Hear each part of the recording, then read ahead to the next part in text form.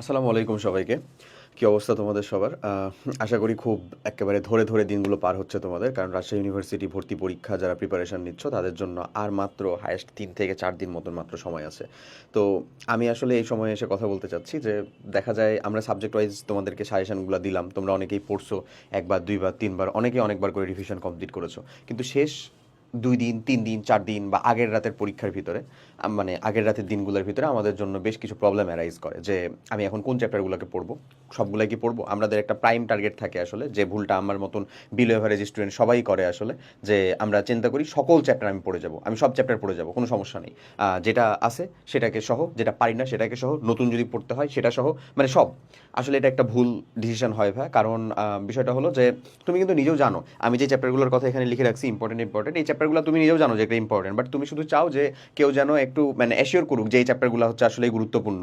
Something like কেউ একটু অভিজ্ঞ এরকম কেউ যদি একটু অ্যাসিওর করে বা বলে দেয়, ইভেন ফ্রেন্ডের কাছ থেকে শুনে হলেও কিন্তু তুমি এটাকে কমপ্লিট করার জন্য খুব ভালো মতন রাজি হও। কিন্তু নিজে নিজে আসলে এটাকে করতে চাও না। নিজে নিজে যখন চিন্তা করো তাহলে দেখা যায় যে সবই তুমি আসলে পড়া শুরু করো, এই একটা ভুল হয়। আর শেষ সময় আমরা যে পরীক্ষা দেই না সেটা আরেকটা হচ্ছে যে ভুল। একটা পরীক্ষা দেওয়ার মাধ্যমে কিন্তু তুমি যে চ্যাপ্টারের প্রতি তোমার দুর্বলতা আছে সেটা, প্লাস যে চ্যাপ্টারটা তুমি পড়ে ফেলছো সেটার ভিতরে আসলে না জানা কোন অংশগুলো থাকলো সেটা বের হয়ে আসে। সো যাই হোক, আজকে আমি কথা বলবো যে একেবারে শেষ লাস্ট মুহূর্তে যাচ্ছে মনে করো এবার আইসিইউ রোগীর মতন।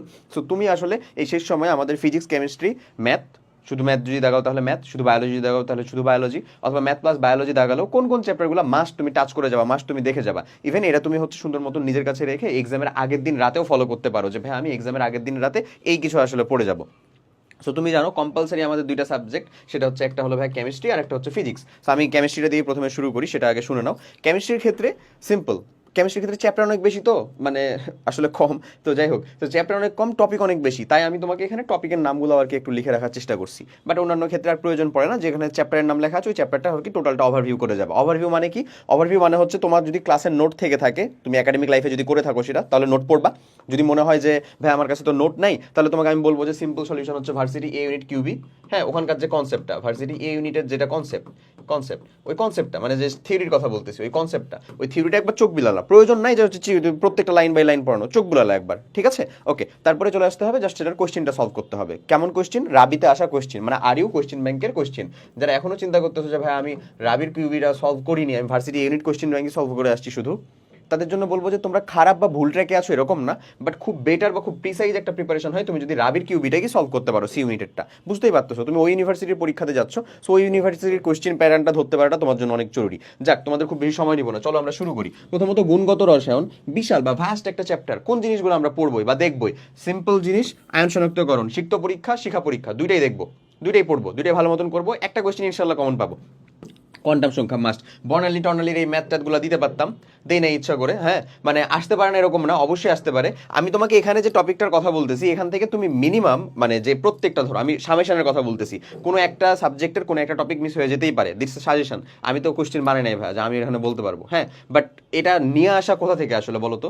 যখন আমি আমাদের যে প্রোগ্রামটা আছে আরইউসি ইউনিট, যেটা ক্র্যাশ কোর্স যে প্রোগ্রামটা আছে, এই প্রোগ্রামের জন্য যখন কন্টেন্ট সাজাইছিলাম আমি, যে আমাদের যখন 22+ এক্সক্লুসিভ ক্লাস দিতে হয়েছিল ওখানে, যখন কন্টেন্টটা সাজাইছিলাম তখন ধরে ধরে মার্ক করা আছে যে কোন চ্যাপ্টারের কোন টপিক। ওখান থেকে আমি তোমাদেরকে সাবজেক্ট ওয়াইজ সাজেশন দিছিলাম যে এই যে ভাই এই চ্যাপ্টারের এই টপিকগুলো পড়বা। তারপরে টোটাল ওভারঅল আসলে যে একেবারে চোখ বুলালেই যেগুলো দেখা যায় যে এখান থেকে শিওর কোশ্চেন আসে, এখান থেকে কোশ্চেন হয়, সেই জায়গাগুলোকেই জাস্ট উঠায় রাখছি, আর কিচ্ছু না। বাট প্রত্যেকবারই যে এটাই রিপিটেড হবে এমন না, বাট এতটুকু শিওর অন্তত যে এখান থেকে তুমি 60%+ রিপিটেড পাবা।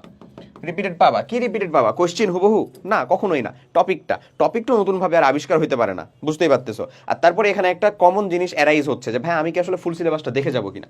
আমার কথা হলো যে মেডিকেল অ্যাসপিরেন্ট যারা আছে, যারা টুকটাক ফুল সিলেবাসটা ওই সময়টাতে পড়ছিল একবারে মেডিকেলের আগে, ধরো কোনো একটা কারণে মেডিকেলটা একটুর জন্য মিস গেছে, এখন তারা পড়াশোনা করতেছে, হ্যাঁ, তারা 1-2 লাইন হয়তো বা তোমার থেকে সুবিধা বেশি পেতে পারে। বাট আমার কাছে লিটারালি মনে হয় যে ফুল সিলেবাস থেকে যেটা কোশ্চেন আসছে, শর্ট সিলেবাস থেকে যেটা কোশ্চেন আসছে না, শর্ট সিলেবাসের বাইরে থেকে যে কোশ্চেনটা আসছে, ওইটা তোমার চান্স পাওয়া না পাওয়া, মেরিটে জায়গা হওয়া না হওয়াটা খুব বেশি ডিফাইন করে দেয় না। কারণ ওইটা ওভারঅল ধরো তোমার কাছে যদি 15,000 শিক্ষার্থী পরীক্ষা দেয়, 15 না আরও বেশি মানুষজন দিচ্ছে, তো যতজন হাজার শিক্ষার্থী পরীক্ষা দিচ্ছে তার ভিতরে হায়েস্ট 1,000 মানুষজনের কাছে মনে হতে পারে যে ওটা একটু ফ্যামিলিয়ার লাগতেছে, তাও ওরা শিওর একেবারে যে ওটা নিশ্চিত এমনটা হবে না, বুঝছো? সো ওই একটা কোয়েশ্চেন আমাদের জন্য আসলে ডিফাইন করে না, ওই একটা দুইটা চারটা কোয়েশ্চেন আসলে ডিফাইন করে না। ডিফাইন করতেছে কোনগুলা? যেগুলো শর্ট সিলেবাসের ভিতর থেকে আসছে, যেগুলো সহজ কোয়েশ্চেন, যেটা 10,000 মানুষজন পারে, তুমি পারি না, সেটার জন্যই একটা কোশ্চেন না পারার জন্য আমরা 10,000 সিরিয়াল পিছিয়ে যাই।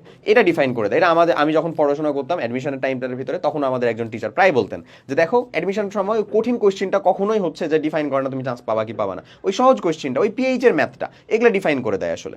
তো যাই হোক, চলো আমরা দেখি।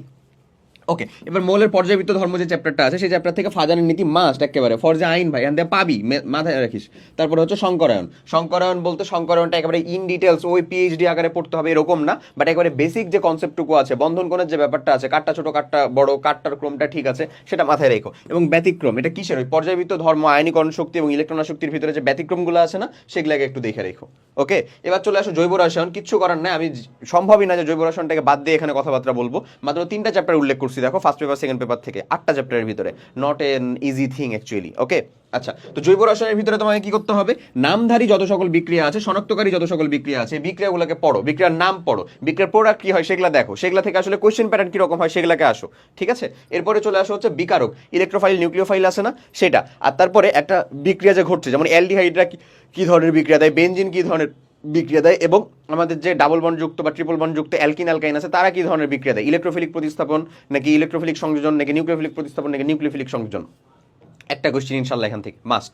ওকে, আর পিএইচ রিলেটেড যে ম্যাথগুলো আছে, পিএইচ এর যে ম্যাথ, সহজ কিন্তু পিএইচ এর ম্যাথগুলো, ধরো তোমাকে সালফেরিক অ্যাসিডের 0.1 মোলার একটা সলিউশন বা 0.5 মোলার একটা সলিউশন বলে দিছে, তারপরে পিওএইচটা চাইছে, পিএইচ না কিন্তু, তুমি কিন্তু লগের হ্যান্ড ক্যালকুলেশন করার উপায় টুপাই সব কিছু শিখে ফেলছো, খুবই ভালো কথা। বাট ঝামেলা হচ্ছে একটু অতি উৎসাহিতা হইও না, মানে ওখানে দেখো যে কোয়েশ্চেনের ভিতরে পিওএইচ বলতেছে নাকি পিএইচ বলতেছে, দেখবা পিওএইচ বলবে, আর পিএইচ এর যে ভ্যালুটা মানে 1 বা 2 যে উত্তরটা, এই উত্তরটা দেখবে একবারে 1 নম্বর অপশনে দিয়ে রাখছে, যেন তুমি ঘাট করে দিয়ে টাট করে ভুলটা করে ফেলো। সো একটু কেয়ারফুল থাকো, হ্যাঁ, এই সচেতনতাটুকুই আসলে দরকার এখানে। এরপরে চলো ফিজিক্সের কথা বলবো ভাইয়া। ভেক্টর চ্যাপ্টারটা মাস্ট, মহাকর্ষ অভিকর্ষ পড়বা, সকল ধ্রুবকের মান এবং তাদের এককগুলা যে ফিজিক্সের জন্য কতটা গুরুত্বপূর্ণ বলে বোঝানোর মতো না, একক প্লাস হচ্ছে মাত্রা, একটা কোশ্চেন তো ইনশাল্লাহ। ওকে, তারপরে পর্যায়বৃত্ত গতি চ্যাপ্টারটা আমাদের জন্য গুরুত্বপূর্ণ, এবং তারপরে আসো স্থিরতড়ি চলতড়ি সেকেন্ড পেপার থেকে, এবং সেমিকন্ডাক্টর যে চ্যাপ্টারটা, থার্মোডাইনামিক্সটা এই তুলনায় হচ্ছে less important, but obviously important, ওটাও কম গুরুত্বপূর্ণ খুবই না এমন না, সো ওটাকেও আমরা দেখবো, বাট ওটা আমাদের এই লিস্টের ভিতরে আসলে জায়গা পায় নাই, মানে ওখানে দেখা গেছে যে কিছু কিছু বারে ওখান থেকে মাত্র একটা কোয়েশ্চেন আসছে। সো এত ভাস্ট একটা চ্যাপ্টার, একটা কোয়েশ্চেন, মানে অবশ্যই গুরুত্বপূর্ণ, কেন এই কোয়েশ্চেনটা গুরুত্বপূর্ণ না তুমি পড়বা, বাট এগুলাকে মাস্ট, এগুলাকে বেশি বেশি দেখে যাবা। এবার আসো, যেহেতু এগুলো আমাদের মানে হায়দার শুধু ম্যাথ দেখাতে পারি, অথবা শুধু বায়োলজি দেখাতে পারি, অথবা ম্যাথ প্লাস বায়োলজি দেখাতে পারি, বেস্ট কোনটা বলো তো? ম্যাথ প্লাস বায়োলজি দেখা, বলতে বলতে তো একেবারে কানটা ঝালাফালা করে ফেলালাম বোধহয় তোমাদের, ম্যাথ প্লাস বায়োলজি দেখা, আমি নিজে দেখাইছিলাম এটা। সো যদি কেউ এরকম হয় যে না ভাই আমি শুধু ম্যাথই দেখাবো, নো প্রবলেম, দেখাতে পারো। আর যদি চিন্তা করো যে ভাই শুধু বায়োলজি দেখাবো, তাও নো প্রবলেম, দেখাতে পারো, বেটার। এরপরে দেখো, যদি আমরা ম্যাথের কথা চিন্তা করি, ফার্স্ট পেপার থেকে ম্যাট্রিক্স মাস্ট, সরলরেখা মাস্ট, অন্তরীকরণ এবং তার লিমিটের ম্যাথগুলো, এগুলো হচ্ছে মাস্ট, অবভিয়াসলি করে যাবই, ঠিক আছে। এরপরে চলো জটিল সংখ্যা সেকেন্ড পেপারের বিপরীত ত্রিকোণমিতি, জরুরি, খুবই খুবই জরুরি, মাত্র 2টা চ্যাপ্টার দেওয়া হয়েছে, দেখছো, যে জটিল সংখ্যা এবং বিপরীত ত্রিকোণমিতি মাস্ট করে যেও। যদি চিন্তা করো জীববিজ্ঞান, সেখানে আমরা পড়বো হচ্ছে কোষ, যেটা একেবারে প্রথম চ্যাপ্টারটা, আমাদের বোটানির প্রথম চ্যাপ্টার কোষ, তারপর অনুজীব পড়বো, ওখানে জীব প্রযুক্তি পড়বো, এই 3টা হচ্ছে মাস্ট। এই যে এই সেকেন্ড মানে আমাদের আমাদের বোটানি থেকে, অর্থাৎ আমাদের জুলজি থেকে যেটা যেটা ইম্পর্টেন্ট সেটা হচ্ছে প্রাণীর পরিচিতি, রক্ত এবং জিনতত্ত্ব, বোঝা গেছে। সো উদ্ভিদ বিজ্ঞান থেকে এই 3টা, জীববিজ্ঞান থেকে এই 3টা মাস্ট দেখে যাবই। এই টোটালটা কমপ্লিট করতে পারলেই আশা করা যায় এখান থেকে, জাস্ট এই জায়গাটার ভিতর থেকে ইনশাল্লাহ তুমি এই যে টপিকগুলোর কথাই বলা হয়েছে এখানে ইন টোটালে মিলায় টোটালে 80টা কোয়েশ্চেন না ভাই, আমি তো বললাম এখানে 40 থেকে 45 মতন এমসিকিউ ইনশাল্লাহ কমন চলে আসবে, বিলিভ মি, ইনশাল্লাহ। ঠিক আছে, সো একটু কেয়ারফুল থাকো। আশা করা যায় যে এই রেঞ্জের মতন যদি এমসিকিউ কমন চলে আসে, আমি তো তোমাকে টার্গেটের কথা বলছিলাম যে আমার 50 থেকে 52টা হচ্ছে কারেক্ট দাগানোর টার্গেট, তুমি দাগায় দিয়ে আসো, চান্স কেন, তুমি টপ করবা ভাইয়া ইনশাল্লাহ।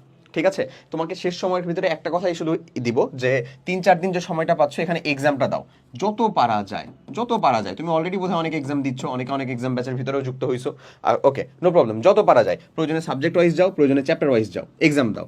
এই এক্সামগুলো সব কিছু তুমি কিউবি সলভ স্ট্যান্ডার্ড ক্লাস, তারপর আইইউসি স্ট্যান্ডার্ড যে আমাদের কিউবি সলভ ক্লাস, তারপরে আমাদের যে মেগা বুক, অর্থাৎ আমাদের যে RU analysis megabook, C unit analysis megabook, সেটা রিবুক ভার্সন এবং এক্সাম সব কিছু এই একটা প্রোগ্রামের সাথে যুক্ত ছিল।